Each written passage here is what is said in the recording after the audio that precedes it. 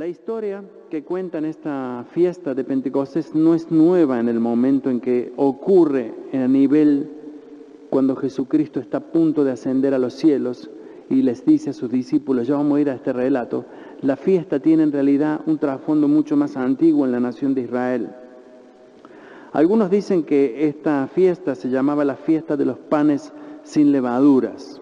Era una fiesta que el pueblo de Israel, luego de que levantaba sus cosechas, y la cosecha era mecida, donde se había ya separado el trigo y la cosecha estaba limpia, era donde 50 días después se llevaba una ofrenda, se brindaban panes nuevos y, como se llama, se llevaban las primicias a Dios. Las primicias eran los frutos de aquel primer fruto que salía.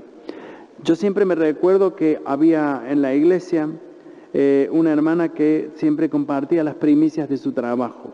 Ella tejía mucho y cuando comenzaba una nueva producción de sus tejidos, un nuevo modelo, ella preparaba el primer modelo que salía, con el cual en teoría debía presentar toda su colección, lo llevaba a la congregación y allí lo ponía.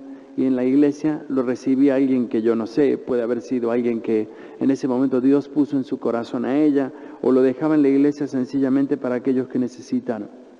También me recuerdo de la higuera en casa, cuando la higuera da sus primeros frutos, las brevas, son grandes, son las primicias. Parece que como que la planta tuviera con muchas ganas y larga tremendas cosas así, y esos frutos son verdaderamente muy llamativos. Es el primer fruto que lleva. Esto lo practicaba el pueblo de Israel y en este entorno de esta fiesta ocurre un hecho en la iglesia de Jesucristo que no va a tener precedentes, que va a ser un hecho, yo diría, que hoy tal vez nosotros podamos experimentar o ver tal vez, pero creo personalmente que aquel hecho que ocurre allí en Jerusalén, en Pentecostés, no sé si podrá llegar a ser igualado, y creo que no, porque es el primer momento en que el Espíritu Santo de Dios desciende sobre los cristianos. Jesús había muerto, Jesús había resucitado, había acompañado a sus discípulos, no sé si ustedes se acuerdan, en la Pascua vimos todo esto, sus discípulos fueron acompañados por Él durante este proceso de 40 días que Jesús estuvo en la tierra. Entonces el Señor Jesús estaba a punto de ascender a los cielos. Iban a ver los discípulos ahora un hecho sobrenatural que no se ve cada día, que era un hecho en el cual Jesucristo, habiendo resucitado ya, estando en un cuerpo resucitado, no sabemos concretamente cómo era este cuerpo, cómo era en su contextura. Lo que sí sabemos es, naturalmente, que ellos le reconocieron y le vieron, y cuenta la Biblia que Él iba a ser tomado hacia arriba. Imagínense ustedes, los discípulos en esa escena, antes de que Jesús es tomado arriba, Jesús habla con sus discípulos y les dice a los discípulos, estando juntos, que no se fueran de allí de Jerusalén, sino que ellos esperasen, porque Dios tenía una promesa para ellos, que no se fueran, que esperasen, y de esa forma Él les habló a sus discípulos que el Espíritu Santo de Dios iba a venir en forma y se iba a manifestar. Con esas últimas palabras, Jesucristo bendice a los discípulos y dice que una nube descendió del cielo, Jesús ascendió hacia la nube y las nubes le taparon y no le pudieron ver más. La situación de ellos, imagínense ustedes, estando Jesús al lado de ustedes, asciende a los cielos, ellos se quedaron mirando para arriba. Cuenta el relato bíblico que dos varones de Dios, dos ángeles, estaban detrás de ellos y les dicen, escuchen bien, este mismo Jesús que ustedes ven hoy ascender de los cielos, vendrá nuevamente para cumplir su promesa. ¿Se imaginan el vacío, desesperanza que haya quedado en estos muchachos? Los discípulos allí con temor, yo diría sí, con mucha razón tal vez, había temor en el corazón de ellos. ¿Por qué? Porque Jesús se fue. Estaban a su suerte. Cuenta el relato aquí, si ustedes lo ven, Hechos capítulo 1 y 2, no lo vamos a leer todo hoy porque es mucho. Dice que ellos estaban en el aposento alto, se fueron a un lugar allí donde, no sé si decir que se escondieron tal vez, o quizás estaban allí esperando que algo ocurriera. Tenían temor porque a Jesús lo habían matado. Jesús había pagado en la cruz por haber declarado cosas que a ningún israelita le cayó bien. Entonces, claro, ¿qué iba a ocurrir? ¿Cuál era el destino de estos hombres y de estas mujeres que habían seguido fielmente a Jesús durante tanto tiempo y de pronto Jesús le dice, muchachos, me voy, luego vuelvo? Cuenta el texto bíblico que estaban allí y una de las cosas que a mí mayormente me sorprendió, que no quiero dejar de mencionar porque es sumamente importante. Jesús, antes de ascender a los cielos y cuando Él le promete a ellos que regresaría, los discípulos estaban un poquito desorientados. Ellos les preguntan a Jesús, Hechos capítulo 1, 7, y le preguntan, Señor Jesús, en el verso anterior, el 6, Señor Jesús, ¿cuándo vas a venir para restaurar el reino de Israel? La pregunta era una pregunta importante en el trasfondo de lo que ellos esperaban. Ustedes recuerden que el Mesías, el cual Israel esperaba y el que espera hoy, es aquel hombre que va a llegar de los cielos y va a liberar al pueblo de Israel de toda esclavitud. Ellos estaban en ese momento sujetos y sometidos a la esclavitud romana. Entonces esperaban que Jesús, antes que se fuera, le dijeran, Señor Jesús, ¿cuándo vas a volver a hacer eso que nosotros estábamos esperando que el Mesías se hiciera? Jesús le dice, a ustedes no les importa. ¿Qué le importa a ustedes saber lo que Dios ha preparado en su plan? Ustedes quédense aquí y esperen. Se quedaron en el aposento alto allí, los hombres y las mujeres, dicen que eran aproximadamente unos 120. ¿Qué hicieron ellos? En realidad, no mucho. Oraron, leyeron la Escritura, compartían la palabra los unos con los otros. Dice que las mujeres que habían acompañado al Señor Jesús, entre esos su madre, María Magdalena, gente que había sido transformada también en su vida, estaban allí aguardando. Nadie sabía qué. A Pedro de repente, de tanto leer la palabra, porque ellos dijeron, bueno, algo tiene que pasar. No sé si a usted le pasó como creyente alguna vez que uno dice, bueno, Dios de alguna forma se tiene que manifestar, ¿no? Y uno está esperando, y uno lee la Biblia, y la vuelve a releer, y uno trata de interpretar lo que cree. Y Pedro estaba leyendo lo que el rey David había escrito, y Pedro se para y le dice, ¿saben una cosa? Yo he descubierto lo que habló el rey David, y quiero contárselos. El rey David dijo que, ¿se acuerdan de Judas, el que engañó a Jesús? Hoy no está entre nosotros. Pero la promesa y los salmos David habla allí y dice que va ese mismo que luego Judas Iscariote muriera, se ahorcó, dice que él mismo, ahí da unos detalles muy interesantes, el Salmo, incluso Pedro los menciona, de que muere de una forma trágica, muy, muy dolorosa, muy difícil, angustiado por lo que había hecho. Ese mismo, ahora tenemos que elegir uno entre nosotros para que volvamos a ser los 12. Somos 11, entonces como tenemos que ser 12, porque David dice que tendríamos que escoger uno nuevo, comenzó Pedro en ese momento y dijeron, bueno, vamos a hacer una cosa, vamos a tirar suertes. Era la costumbre. La costumbre del tiempo era agarrar, como decimos nosotros, sacar sortearlo, sí. El sacerdote utilizaba esto, tenía instrumentos para decidir y para saber cuál era la voluntad de Dios. Antiguamente Israel estaba acostumbrado al sorteo. Entonces el sacerdote tenía dentro de sus utensilios unas piedras con las cuales ellos podían determinar cosas. Ellos creían y entendían perfectamente que esto era voluntad de Dios, que la suerte era voluntad de Dios. Entonces Pedro, con muy buena intención, dice, bueno, vamos a echar suerte. Escogieron a 2 y de esos 2 quedó Matías, uno de ellos, y pasa automáticamente este hombre a formar parte de los 12. Estaban completos, por lo menos algo habían hecho, pero en realidad lo que ellos estaban haciendo era vivir y decidir de la forma antigua en la que ellos estaban acostumbrados a vivir.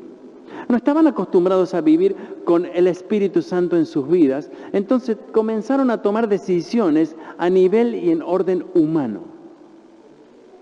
De repente, dice que estaban allí todos, quizás ya lo que Pedro había propuesto en su momento dejó un poco más tranquila la tropa, ya somos los 12 de nuevo, ya estamos volviendo tal vez a la normalidad, pero de repente dice que en el lugar donde estaban entró como un viento. Imagínense ustedes, les vuelvo a repetir la escena que dije al principio. La gente estaba de vacaciones. Allí en Jerusalén se habían reunido gentes de todo el mundo. Dice la Biblia que había gentes no solo de Israel, sino de otros lugares, de Mesopotamia, de Persia, de otros países cercanos, y de todos los lugares habían llegado. Yo leí aproximadamente allí unos 15 diferentes idiomas que aparentemente se menciona el texto bíblico allí que hablaban. Y de repente viene un viento recio, el cual dice la Biblia, estoy relatando lo que dice Hechos capítulo 2, llena toda la sala, el lugar donde están, y comienzan a aparecer, escúcheme bien, aparecen lenguas, no sé si habrá sido imaginarias, yo no sé, como de fuego, dice la Escritura, y las personas que estaban allí, los discípulos que estaban allí, comienzan a hablar idiomas que no conocían. La gente, cuando ocurre esta explosión, porque esto no fue algo sencillo que pasó desapercibido, la gente que estaba en aquel lugar y de ellos que estando en el aposento alto, no sé si habrán bajado, lo cierto es que se armó tal alboroto que en el momento dado los discípulos comenzaron a hablar en idiomas que ellos no dominaban. Imagínense usted, Pedro, entre otros, hombres que dominaban sin lugar a dudas muy bien el idioma hebreo, tal vez un poco de algunos otros idiomas o entendían un poco de lo otro, pero hombres que comienzan a hablar cosas que ni ellos mismos entendían, aunque la gente sí les entendía. ¿Qué acababa de ocurrir? Acababa de ocurrir una maravilla. Acababa de ocurrir algo que nadie podía imaginarse. El Espíritu Santo llega y el hombre, ante la llegada del Espíritu Santo a su vida, comienza a proclamar las maravillas de Dios. Hoy en día se dice, y muchas iglesias creen estar naturalmente muy seguras de esto, que la llegada del Espíritu Santo se manifiesta con señales de lenguas extrañas. La iglesia pentecostal piensa mucho esto. No estoy juzgando en este sentido a la iglesia pentecostal. A mí me parece en realidad muy pobre la definición de que solamente el Espíritu Santo nos haga hablar lo que no entendemos. La Biblia no dice eso. La Biblia dice claramente que cuando el Espíritu Santo de Dios llega a una persona, la persona se ve involucrada en la obra que Dios quiere hacer con ella. La persona comienza a expander, a explicar, a expresar lo que es el mensaje de Dios para el hombre.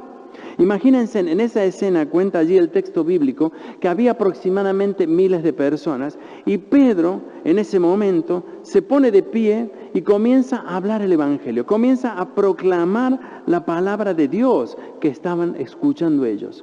Fue tanta la unción que Pedro tenía en ese momento, fue tal la unción en el mensaje, que cuando Pedro les dijo, ustedes fueron quienes crucificaron a Jesús en la cruz, ustedes.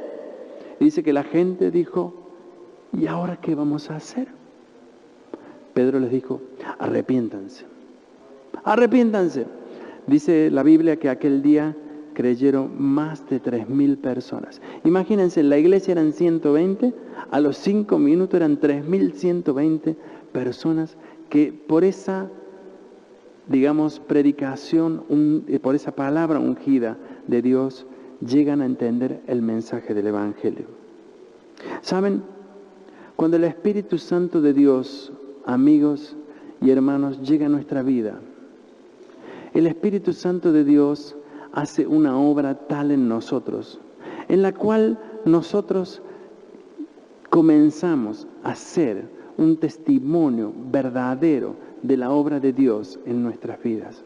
El Espíritu Santo comienza a extraer y a contraer nuestro entorno de tal forma en la que nosotros pasamos a entender algo de forma distinta.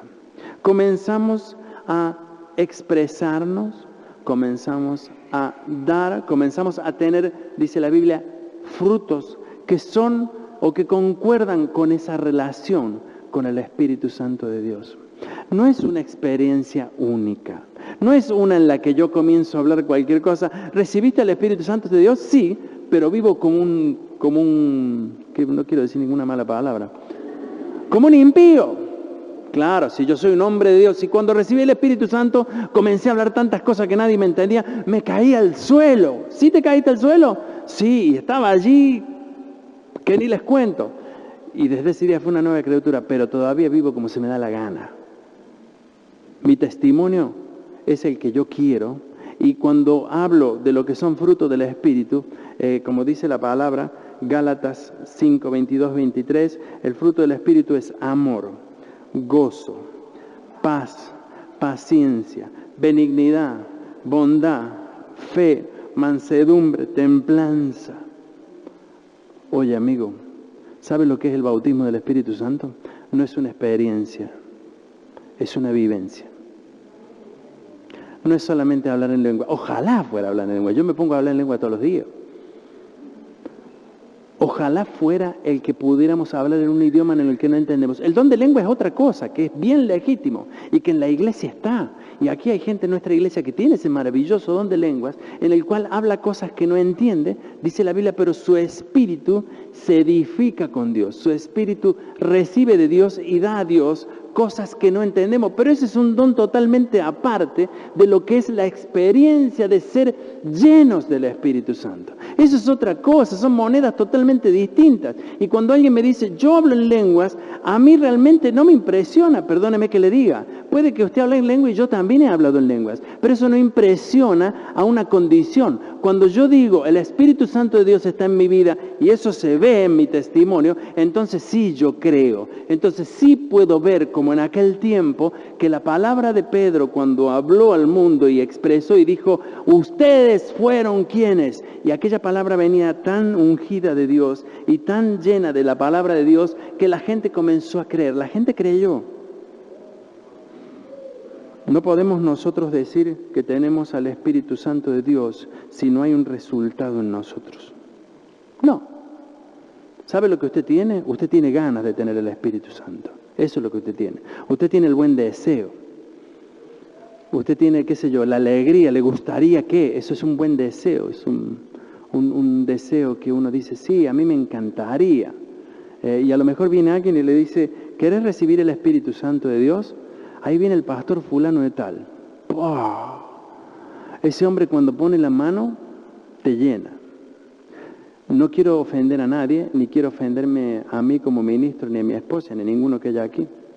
Nosotros, los ministros de Dios, somos solo canal. ¿Saben cómo? Somos como ¿vieron la corriente que necesita un cable para pasar? Eso es, nada más. Nosotros no tenemos poder del Espíritu Santo aquí, ni aquí, ni aquí, ni en ningún lado. Por eso cuando ministramos, levantamos la mano al cielo y podemos poner la mano sobre el qué, para que Dios sea quien, por medio de su Espíritu Santo, fluya, no nosotros. Y tenemos que pedir la misericordia de Dios para que ese fluir, ese poder no nos queme. Muchas veces no tenemos la capacidad para ministrar porque estamos justamente deshabilitados, nos sentimos, sabemos que el pecado en ese momento nos desacredita, porque el Espíritu Santo de Dios quiere fluir, quiere obrar. Entonces nosotros creemos que el Espíritu Santo es una experiencia, mucha gente va a la iglesia, dice, yo escuché algunas críticas, no solo aquí en la iglesia, de muchas iglesias, mira, en la iglesia fulana y tal no está el Espíritu Santo. ¿Y cómo sabe usted? ¿Quién se lo dijo? ¿Sabe lo que no está? No está el Espíritu Santo en su boca porque usted critica. La Biblia dice, cuidado lo que les voy a decir, que Dios va a perdonar muchas cosas y todas, menos, ¿saben cuál? la blasfemia contra el Espíritu Santo de Dios. ¿Sabía eso usted? Entonces cuando usted dice, estuvo la otra vez el pastor Deiro y la verdad que yo me esperaba otra cosa, ¿no? Mire, yo creo que lo que usted se esperaba era algo que ni él ni nadie le puede dar. ¿Por qué? Porque cuando el Espíritu Santo de Dios obra, el hombre tiene que abrir su corazón para estar dispuesto en ese momento a hacer y a vivir como Dios demanda que nosotros debamos hacer y vivir. ¿Saben cuál es la primera y la más vistosa experiencia de la llenura del Espíritu Santo? Y con esta les voy a dar un golpe mortal. A algunos, porque yo sé que hay otros aquí que me pueden sacar muchas tarjetas para mostrarme que es totalmente diferente. Una de las experiencias más importantes y visibles de saber que el Espíritu Santo de Dios está en nosotros son los frutos que nosotros damos. Le quiero preguntar algo. ¿Cuántos de ustedes han llevado a alguien a Jesucristo en su vida? No levante la mano ni me diga nada. ¿A cuántas personas usted le habló de Dios? ¿A cuántos usted les dijo, oye, Jesucristo que murió en la cruz y resucitó al tercer día, lo hizo por tu vida? ¿A cuántos le dijo?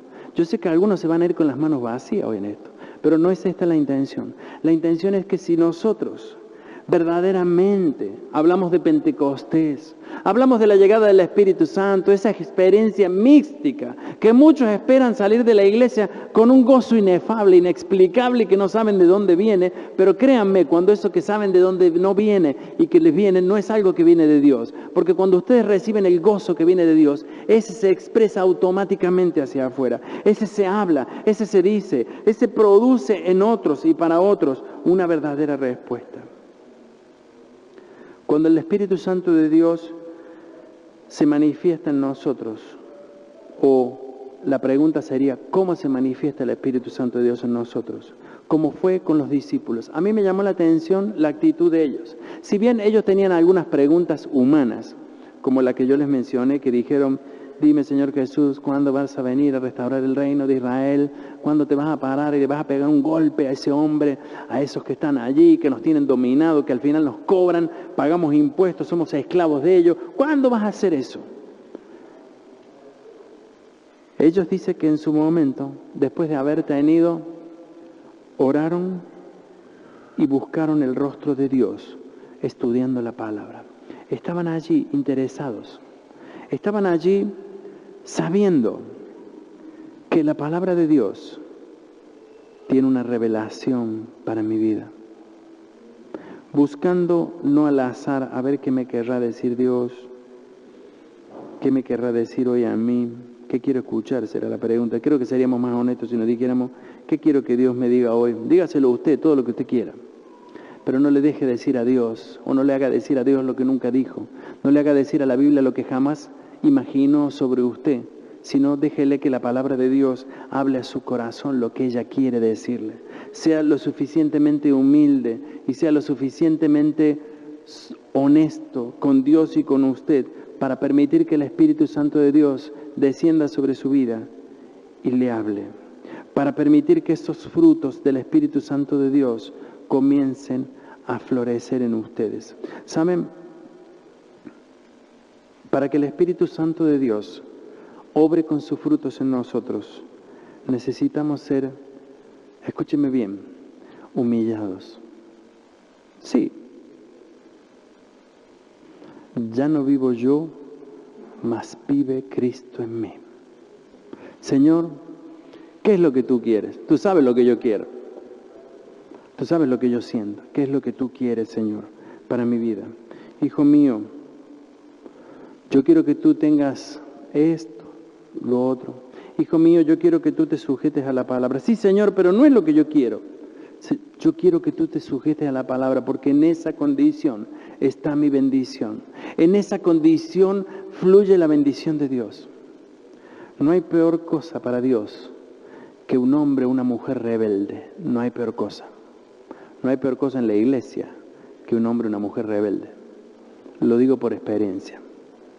Cuando el rebelde o la rebelde se antepone a la voluntad de la iglesia de Dios, entonces allí donde nace una pared que no permite entrar, que fluya. Nosotros somos muchas veces rebeldes ante Dios porque no nos queremos someter a su voluntad, porque no nos queremos someter a su palabra, porque su palabra solo nos interesa de algunas formas y no de la forma en que nosotros queremos. Por eso somos rebeldes. Entonces la palabra no tiene nada para mí. La palabra, es más, va a ser condenación para mi vida. Va a ser algo que va a ser contrario, va a ser un medicamento en el cual usted es alérgico. No lo tome porque se va a morir. Más vale, escápese lo mejor que pueda y lo más lejos que pueda de su vida, porque la palabra va a ser, como se dice en alemán, giftig, va a ser venenosa en el corazón de su vida. La Biblia dice que si nosotros buscamos el rostro de Dios, encontramos lo que Dios tiene para nosotros. ¿Debemos ser bautizados hoy del Espíritu Santo de Dios? Sí. Yo quisiera tener una iglesia en la cual el Espíritu Santo de Dios esté en el corazón de cada uno.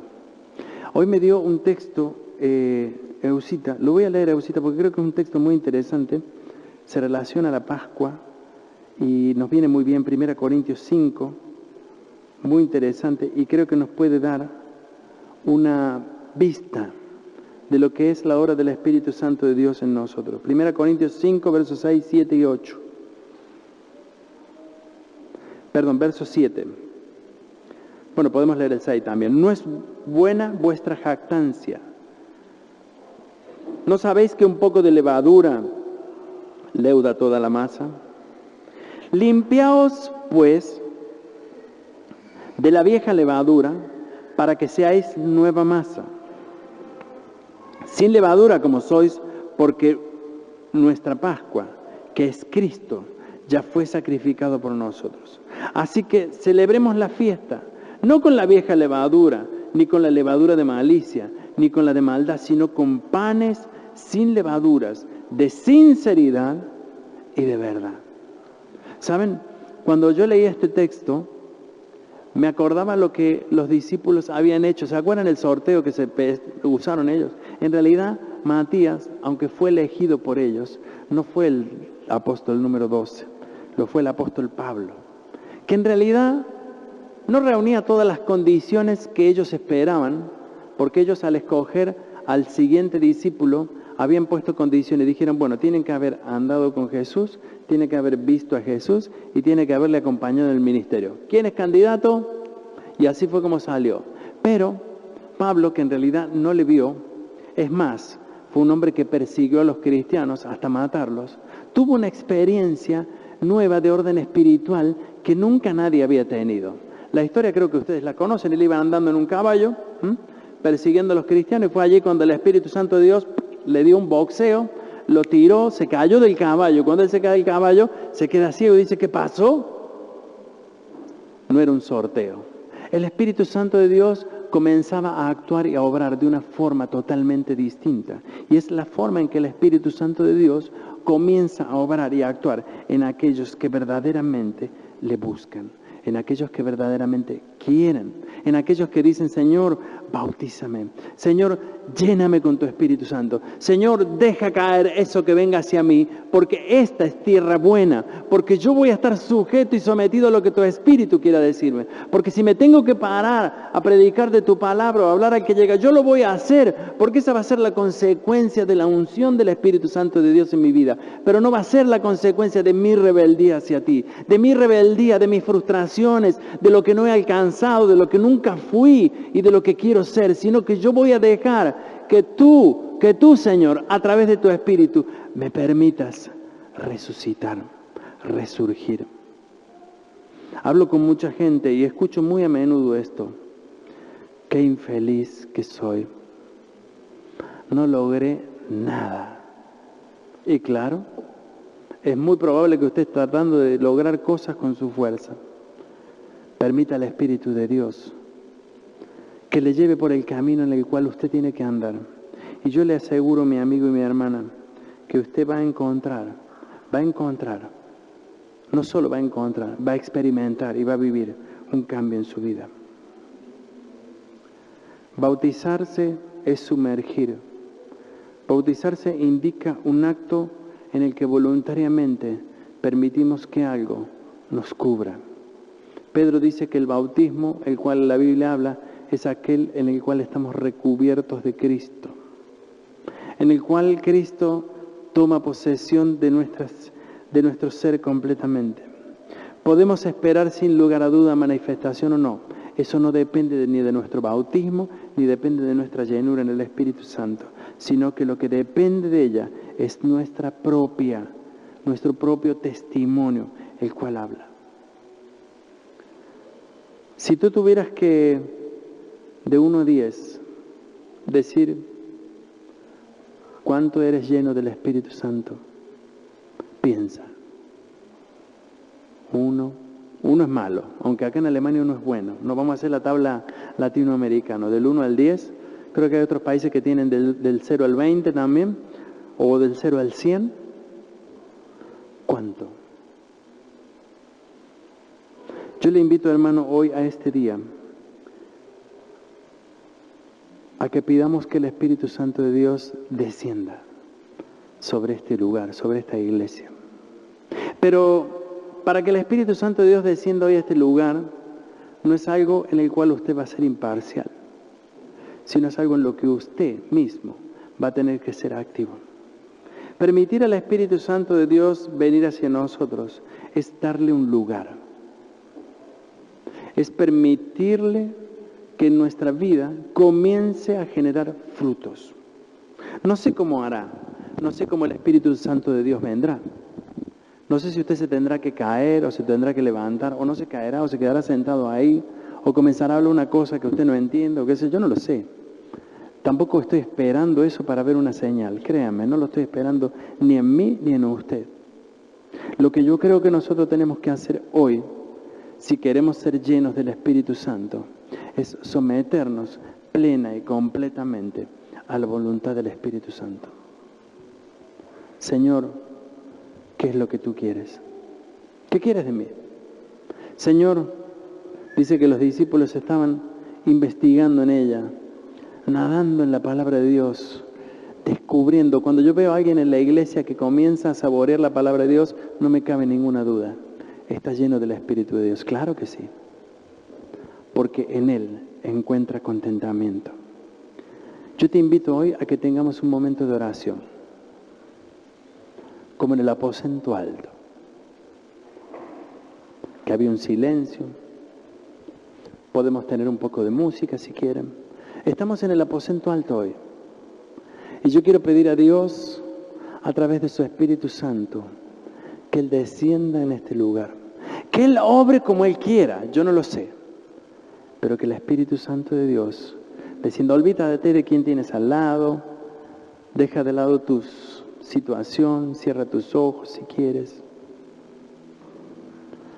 No estoy esperando no esperes que ocurra algo que limite en este momento la expresión del Espíritu Santo de Dios sobre tu vida.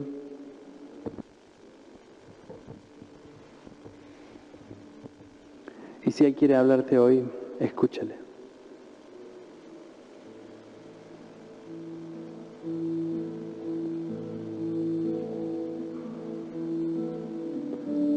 Yo te pido, Espíritu Santo de Dios, que tú desciendas sobre este lugar.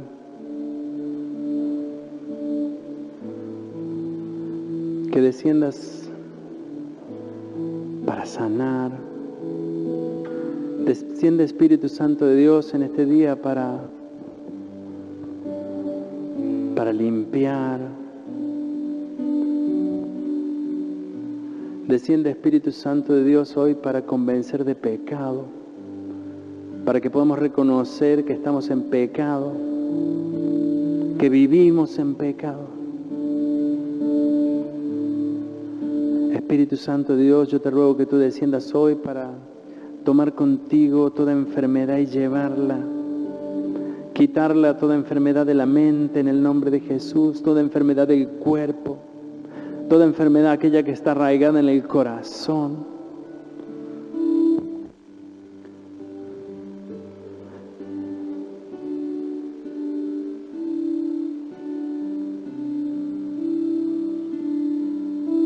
Yo te ruego, Espíritu Santo de Dios, que hoy tú desciendas derramando dones.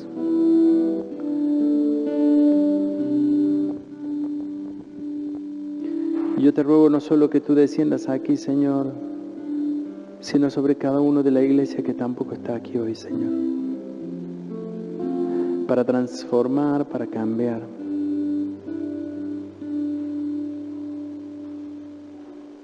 Dale un espacio al Espíritu de Dios hoy para que obre en tu vida. Si tienes el deseo de orar, hazlo. Si tienes el deseo de pedir perdón, hazlo ahora. El Espíritu de Dios está aquí. La Biblia dice que donde hay 2 o 3 reunidos en su nombre, el Espíritu Santo de Dios está allí. Si no sabes cómo solucionar eso, dile: Espíritu de Dios, fortaléceme, dame fuerzas nuevamente. Si no sabes cómo apartarte del pecado, que es muy difícil, claro que es difícil.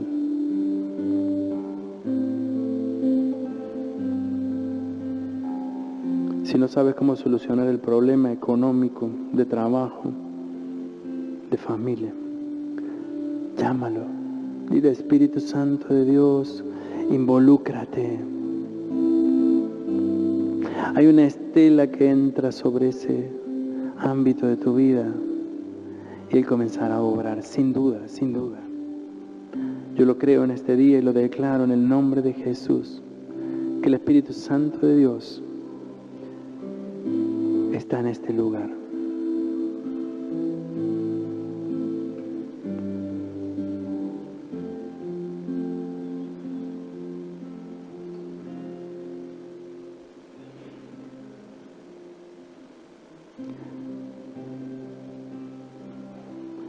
Si alguien tiene el deseo de orar hoy, hágalo.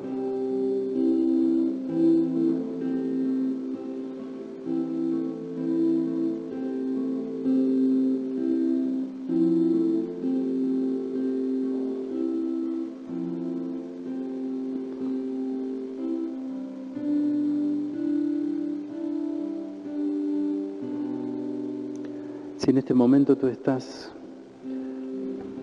con un pacto con el demonio, rómpelo.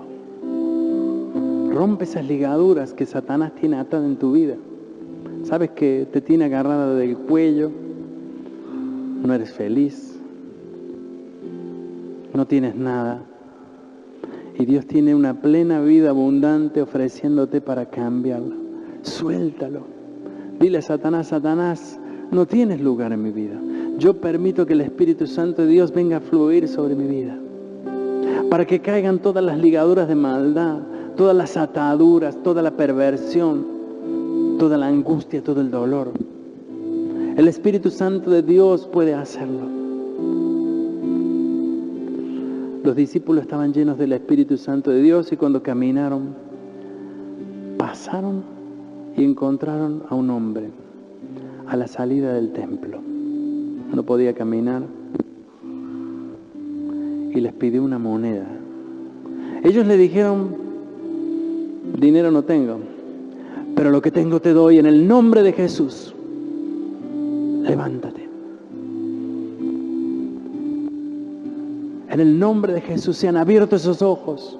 En el nombre de Jesús se ha cambiado tu vida, porque el Espíritu Santo de Dios vino para traer libertad, para traer vida. Y ocurrió, hermanos, ocurrió. Yo ruego al Espíritu Santo de Dios hoy que transforme nuestra congregación hoy.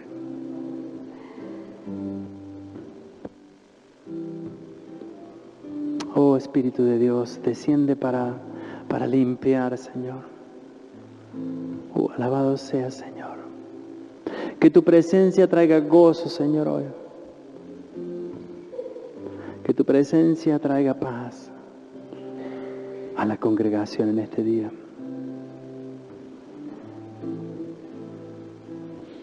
Vamos a cantar una canción que dice: el Señor está en este lugar.